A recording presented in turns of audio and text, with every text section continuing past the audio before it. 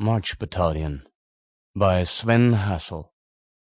Narrated by Samy Andersen.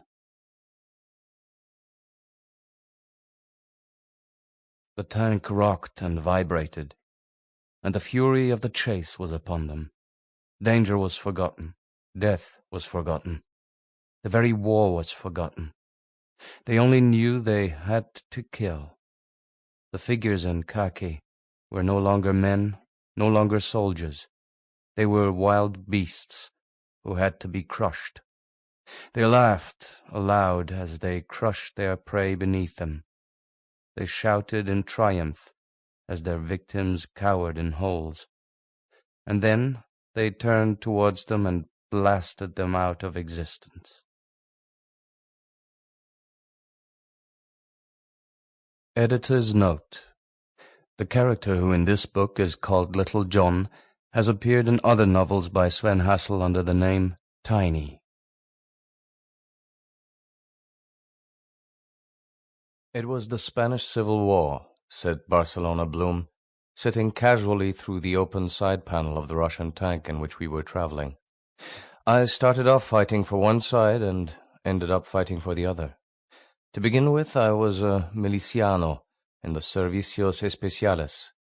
Then the nationalists got hold of me, and after I'd managed to convince them that I was only an innocent German who'd been press-ganged into service by General Miaja, they shoved me into the 2nd Battalion, 3rd Company, and made me fight for them instead. Though, mind you, as far as I was concerned, there wasn't any great difference between the two sides in any case. In the Especiales, we used to round up everyone suspected of being a fascist or a fifth columnist and take them off to the Calle del Ave Maria. In Madrid, we used to line them up against the wall of the abattoir. The sand there was so dry the blood used to soak right up in a matter of seconds. No need to bother with cleaning operations. Mostly we preferred to shoot them standing up, but some of the buggers just curled into a heap, and you couldn't budge them for love or money. At the last minute, they always used to shout, "Long live Spain!"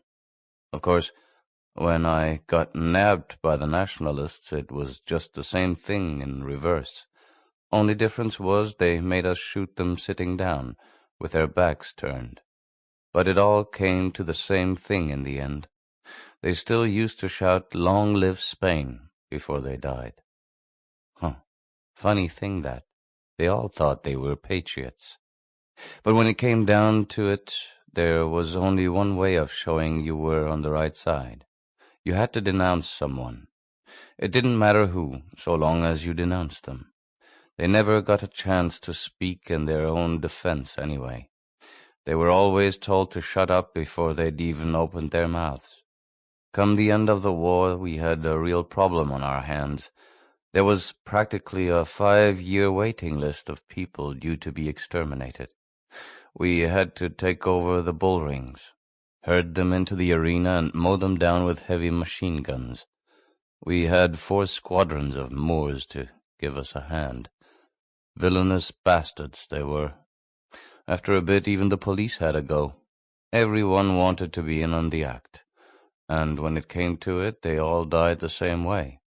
It didn't make an atom of difference which side you were on. There was a moment's pause for reflection, and then Little John spoke, in his usual forthright fashion. "I'm pissed off with the bleeding civil war. Didn't they have any birds in Spain, for God's sake?" Barcelona shrugged his shoulders and wiped the back of his hand across his eyes, as if to suppress the memories of slaughter. He began to speak of other things, of orange groves and vineyards, and people dancing in the street. Little by little we forgot the burning cold and the icy snows of Russia, and for a while we felt only the sun and the sand of Barcelona's far-off Spain. Chapter 1.